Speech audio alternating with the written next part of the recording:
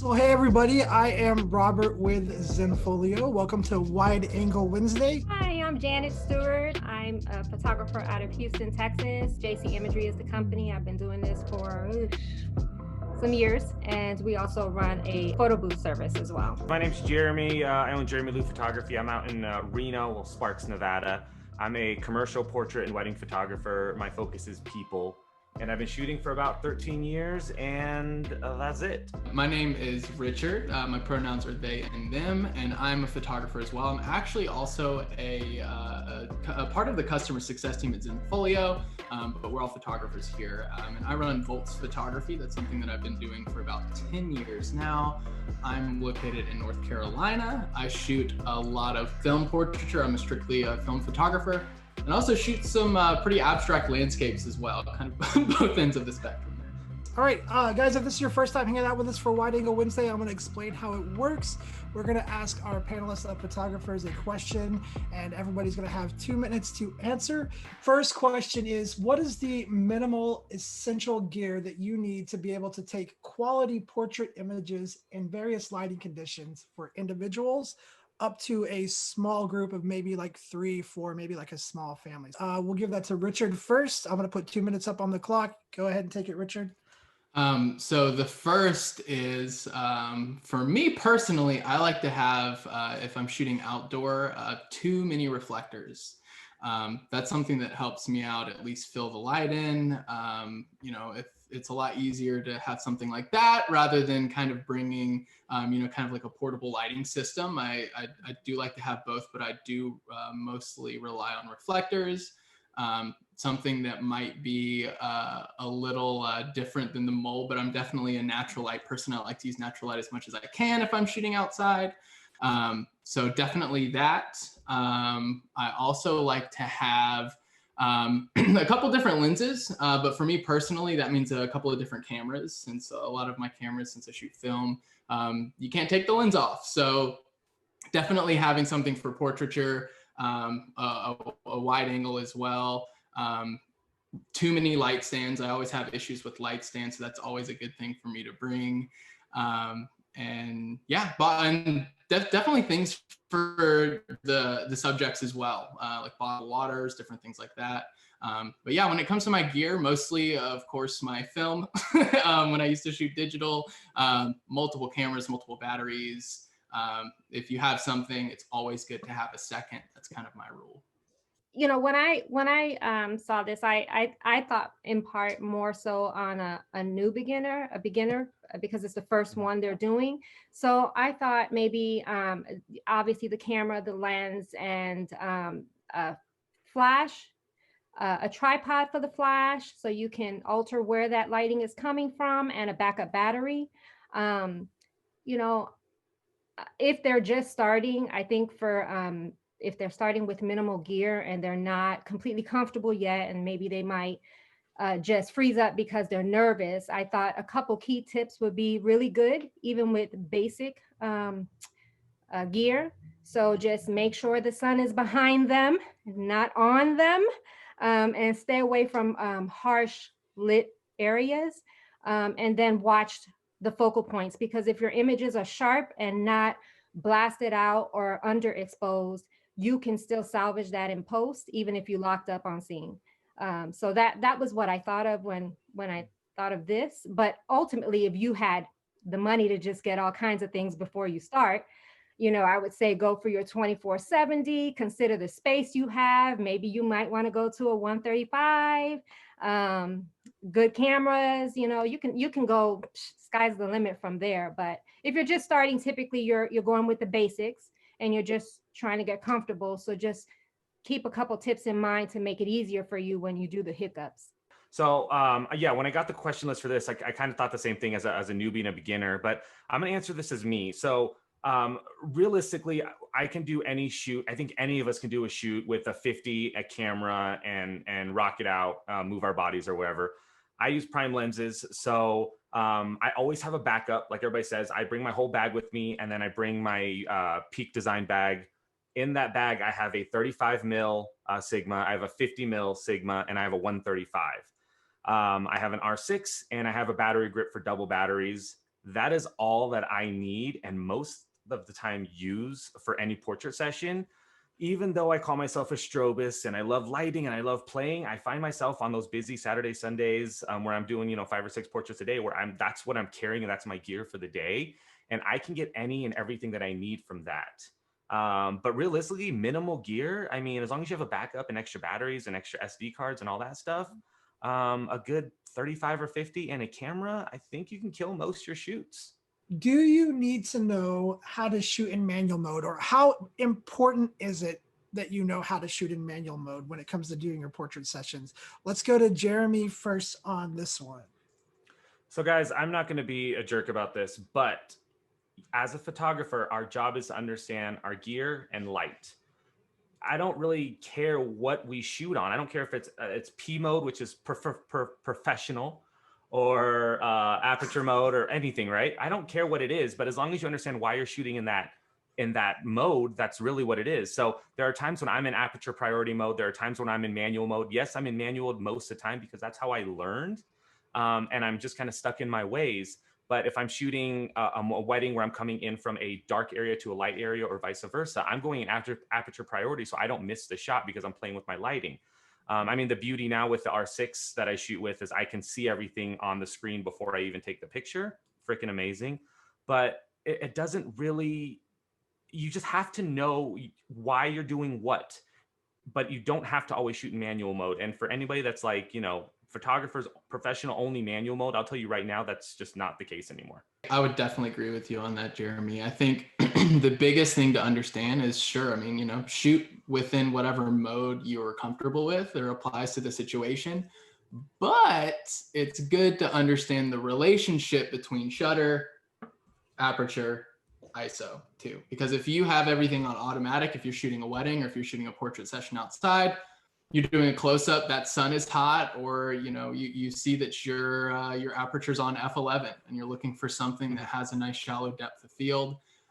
You're not going to know that until, one, it's too late, or you've already moved on, or your subjects have already moved on to the next event, next shot, or whatever you're doing. So yeah, I mean, sure, manual mode is important. I mean, if you want to control, like I said, if you're shooting something that's like backlit, sure, that's great. But yeah, I think the most important part is just understanding that little triangle.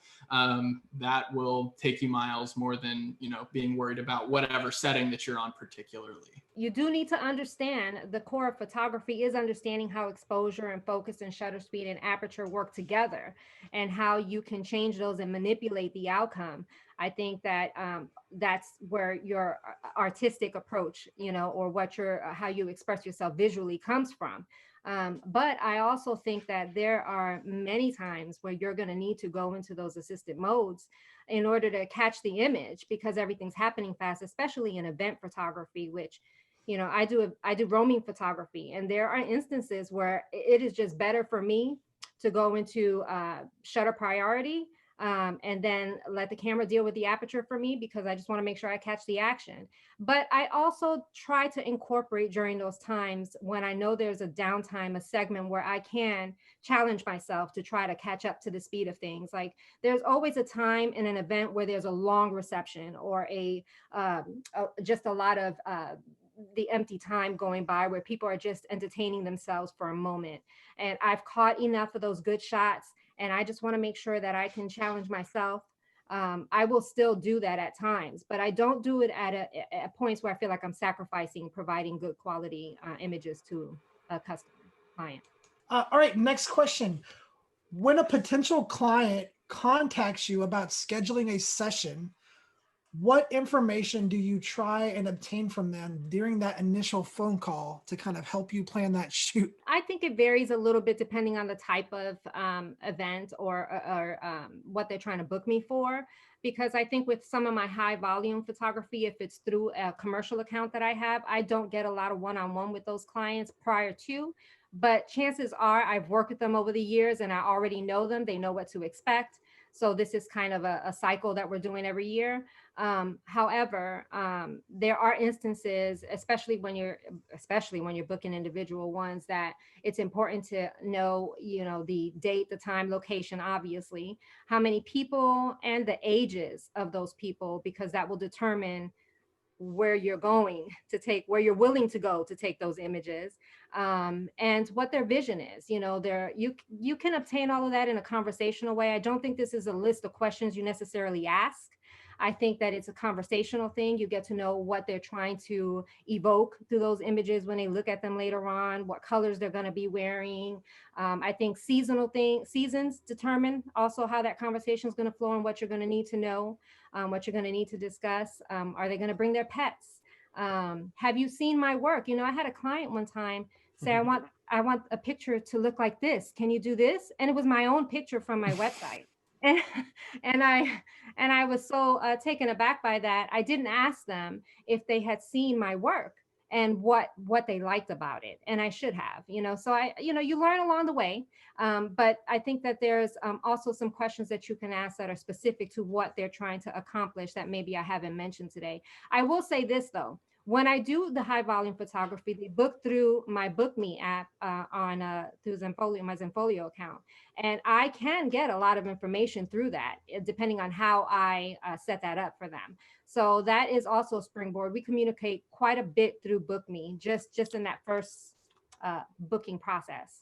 For me, just to give you a little bit of background of kind of the portrait sessions that I do mostly, is kind of not necessarily the opposite of Janet, but I know that you mentioned that you do kind of high volume and work with a lot more subjects than I do. And my portrait sessions are, for lack of a better word, can be intimate in regards to us having back and forth. Some things that I always collect, I always have, or at least try to, if I can line it up, a Zoom meeting with someone, or constant back and forth, whether that's text, email, or even sometimes through Instagram. Is of course, as we all know, that's how a lot of people can find you these days. But it's mostly for me, what are you looking to accomplish? What's going to make you comfortable? What's going to give you something that you're satisfied with? A lot of times people work with me because I do a lot of alternate processes. I mean, I did mention I shoot film, but I also do double exposure, a lot of long exposures, and kind of play with flashes and rear curtain and things like that. So a lot of times people do come to me knowing the style, which makes life easier. I've definitely, shot weddings and things like that before where that might not apply. But mostly just, of course, who is going to be in attendance. What it's for is a really big thing for me too. I mean, I could be doing a portrait shoot. It could be for someone's Instagram, or it could be for someone's lifestyle blog. There's a lot of different things I could apply to. So kind of knowing the context definitely helps me get there. And I do recommend for people to, if they see something they like, if they see an image that they like the tone, or that it's something that they would maybe want to kind of shoot for, but in my style with, I always encourage them to send that to me. Not to change my style necessarily, but it gives me an idea of what they're looking for, and I can kind of, merge how I shoot with that. But yeah, there we go. I just got dinged off. Nice. You couldn't finish your sentence. I mean, it wasn't like I was going to mute you. Just in general, just making sure that, that we're getting something and we're accomplishing something that they want to, and that comes in a lot of different forms. I do get a lot of shoppers that kind of come to my website and, hey, we're interested in a shoot, and they maybe send that to like 12 different photographers. And I'm a huge fan of, my time is the only thing that I have with me, right? You take time away from me, it's time away from my kids, it's time away from my family, and so forth. So I have an automatic questionnaire that goes out every time somebody contacts me. Wherever they contact me, anywhere in the world, I push them over to my contact page on my website. If they take the time to fill that out, I know they're serious. I then send them a questionnaire based off of is a wedding, a portrait, or whatever. I gather that information. I send them another questionnaire with a little wording detail. Some of it's template based. And then if they fill out that second questionnaire that I send them, then I know they're ready to spend money with me. Also, they've seen my prices. And then all of a sudden now it's a opportunity for me to figure out what we're doing rather than me trying to book them, which I felt like at the beginning of my career, I was always like, please hire me, pay me. Don't get the other photographer. I'm the best. And that took a lot away, and it made it really personal when somebody decided to go to somebody else.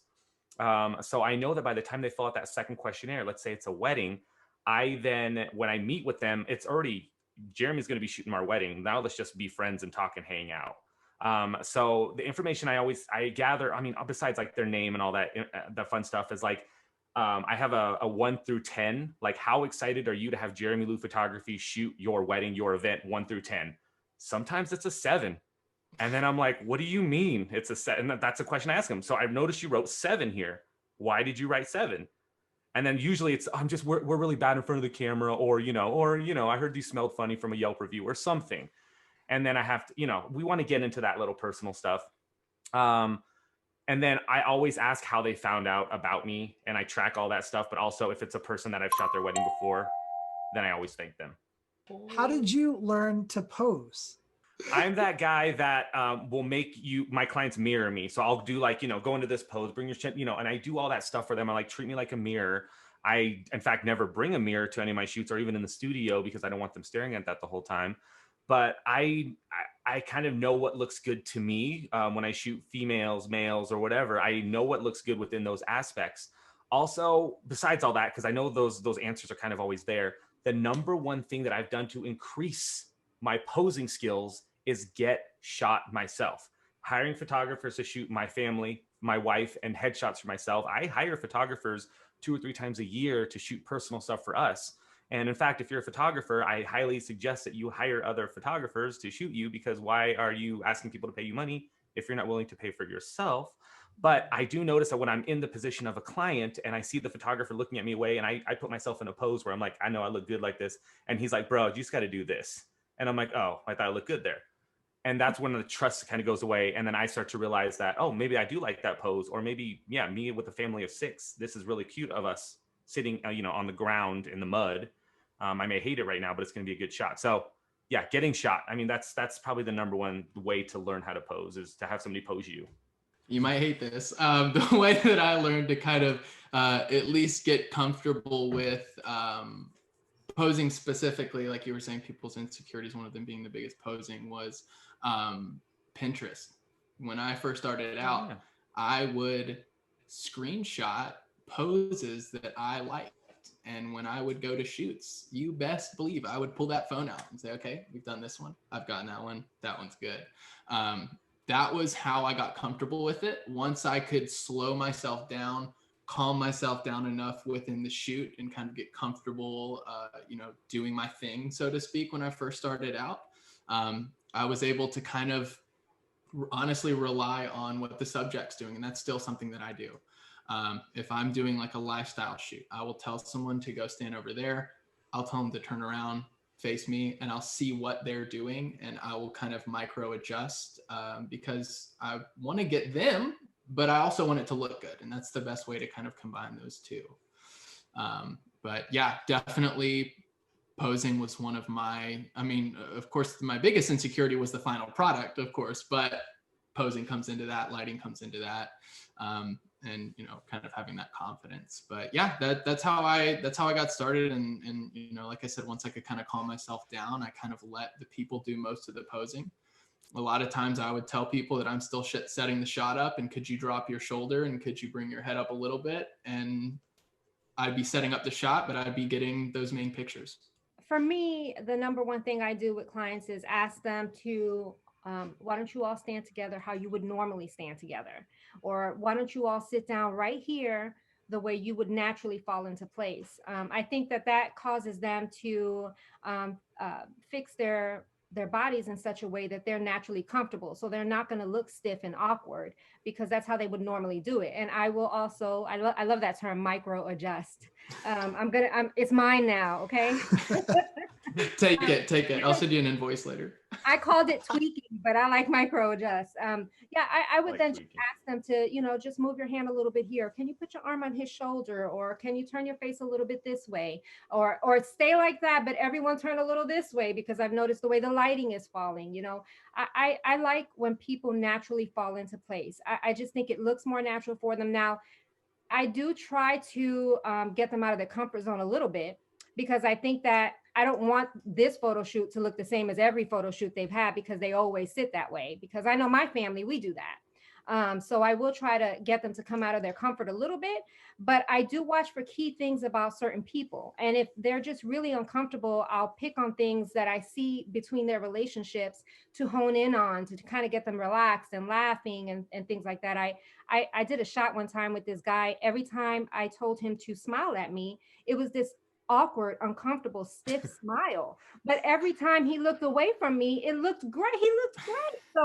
So I got a lot of candid shots of him, but there were some posed ones where I'm working with you, but so there are some things that are just without, way out of the scope of your power. But I think micro adjustments and letting them feel naturally and kind of falling into place is the best way to approach that. And Pinterest, I do still look at Pinterest, but I don't screenshot them anymore, but I do take a look at them before I go, just to keep my ideas fresh.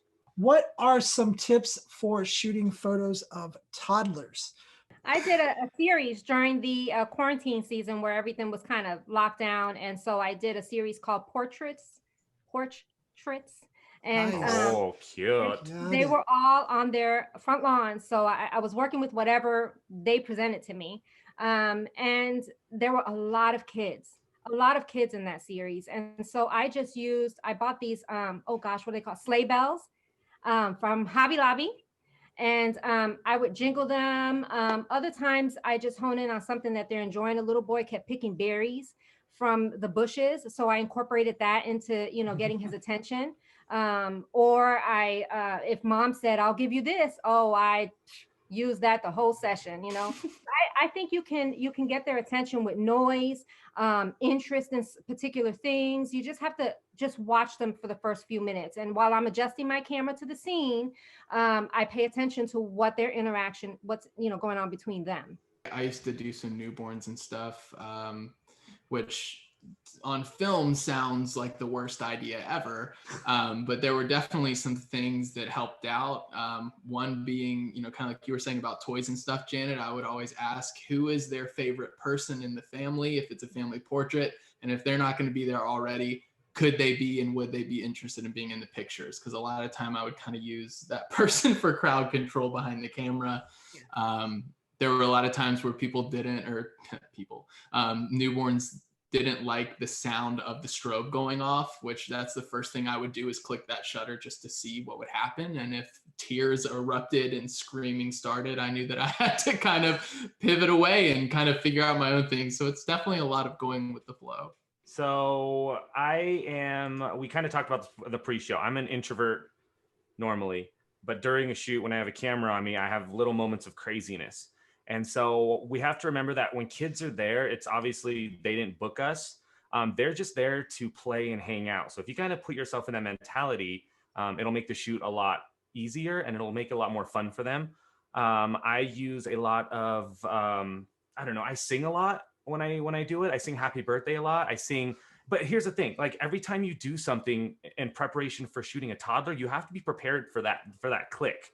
My camera is always up. I'm always ready to shoot no matter what. So for instance, I'll do it right now. So I always sing Happy Birthday to poop. And as soon as I say the word poop, the reaction comes up and I'm getting that shot. And if it works, I'll do it again. And I'll do it like 15 times until I get what I need. And then if the kid is now walking with the parents, but not paying attention to me, I'll sing it really loudly so they look at me. So the trick for me and what I've always learned is I've always taken at least 5 minutes just to kind of talk to the toddler and hang out with them and say, hey, what's your favorite color? What do you like? Whatever you do not smile at my camera. Like, do not smile.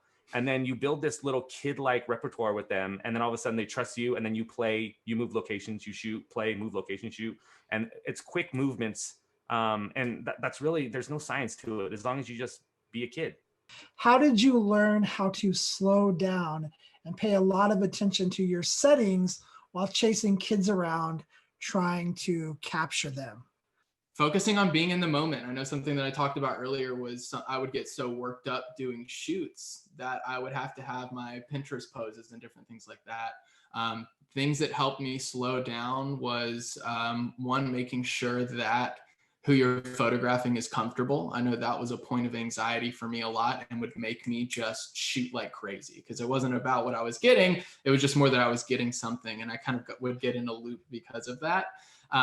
So something that slowed me down outside of shooting manual, which will always slow you down, is really when you look into the viewfinder, think about what you're looking at. I know that sounds ridiculous, but there's a lot of times when we're shooting where we're just thinking about what we're shooting, not necessarily the composition and how it looks. So something that is always good is to look through your viewfinder, take a deep breath and stop for a second. If you feel like you want to click that shutter automatically, wait a little bit, take a look at what you're looking at within that viewfinder, and breathe, just slow down.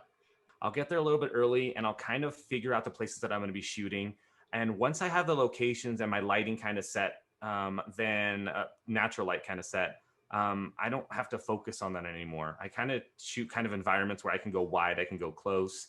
And then that way, when I'm shooting my clients, I kind of put them in a position, I call it force candid, where I kind of get them in a mode, talk to them and shoot at the same time.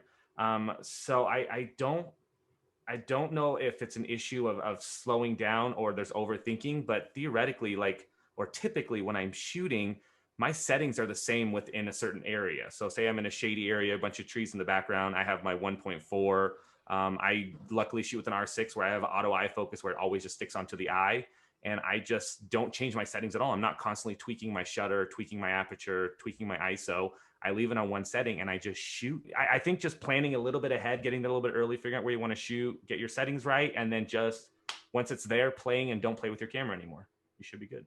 I think I mentioned a little bit of that when I was talking about the toddlers. When I'm observing and listening, I am adjusting my camera to the settings. Typically will stay the same unless you're chasing light. You've gotten there at a time where light is, against you, time is against you. But for the most part, your settings are going to stay relatively close to that unless the sun is going in Texas. It goes up and down all the time. And if you're outside, if you're indoors, it's a breeze.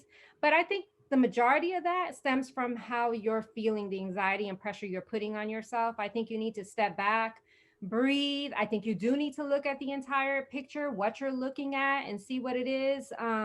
Does it really look good? And it's okay if, I think another thing too is being comfortable instructing people to move. In the beginning is very difficult. So, just, can you move over here? They'll do it willingly. They're relying on you for that. Be comfortable and confident in that. And don't just click away. Look at it. Look at the settings. Look at your meter. Look at everything that's going on and take your time.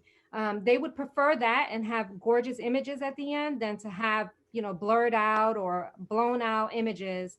Honestly, I'll tell you, when I'm setting my camera, I will take a couple test shots.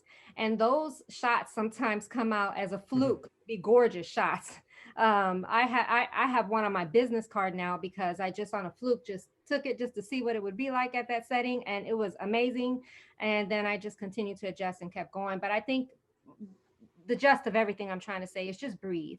Take your time, breathe, and be gracious to yourself during the process. If you are starting out with little experience and confidence, how do you set up your pricing options for your customer? And also, should you be upfront about being an amateur?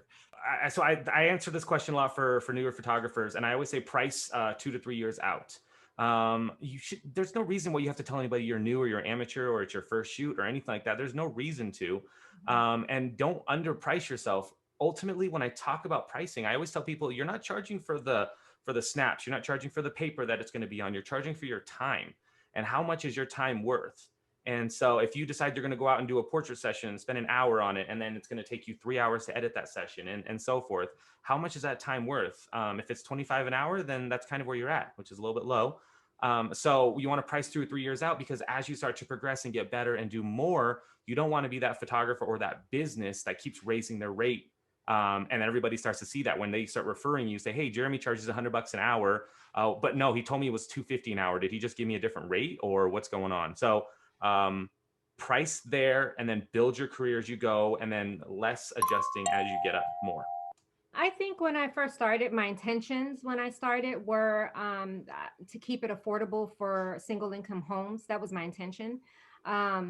and as I began to have a business and realized there's expenses there in real life going on, and I needed to charge at a reasonable rate, then I started to incorporate that into how I was able to make things affordable by offering minis every so often and things of that nature. I also think in the beginning, when I was just trying to build my portfolio, I did tell people, you already have a photographer. Can you just let me tag along so I can, build up my experience and my portfolio? Do you mind signing a waiver so that I can, practice and actually use the images? So I think in the very beginning, when I wasn't really charging, I did tell them that I was new, but after that I didn't, because I realized how quickly they lose confidence and how they want to completely get it for nothing. And, unfortunately, there's a lot of work that goes into it. You're just starting when you click. There's a lot of work afterwards. I am, in regards to the amateur, I mean, that kind of comes into the confidence level too. I am a big fan of course, dressing and playing the part. I mean, if you have a camera, if you have a website, if you have an Instagram, you're a photographer. There's not a specific line to cross that says, well, now I'm amateur, now I'm professional. Great. There's no like finish line that you have to cross to do that. That plays into every other part, even your pricing. Confidence goes for the shots. It goes for the pricing as well. Something that I did kind of starting out is I really asked myself the question, well, what would you, after taking into your gear into consideration in regards to kind of what you purchased it for and helping pay for that as well, because they are paying for you, but they're also paying for the gear. What is going to make this worth my while? What is going to sustain what I'm trying to do? Whether that is, affordable photography or high volume or intimate portrait sessions. Basically, what's going to make this worth your while on top of what you have already put into your equipment and gear and time. We're going to do a group answer on this one. Okay, I'm hearing lots about insecurity. Is that something that you still have after all of these years of shooting? I think we can all say yes. Yes. Yes. Definitely. Yes. Yeah. Okay. After every shoot. Mm-hmm. Before Even every shoot, before. after every shoot. Yep. Yeah, I leave every shoot going like, I should have done this. Why didn't I do this? Guys, we only got a minute left, so I want to make sure that we don't forget to do this. Jeramie Lu, where do you want people to go to find out more about you, to follow you, to see your photos? Where should they go? Yeah.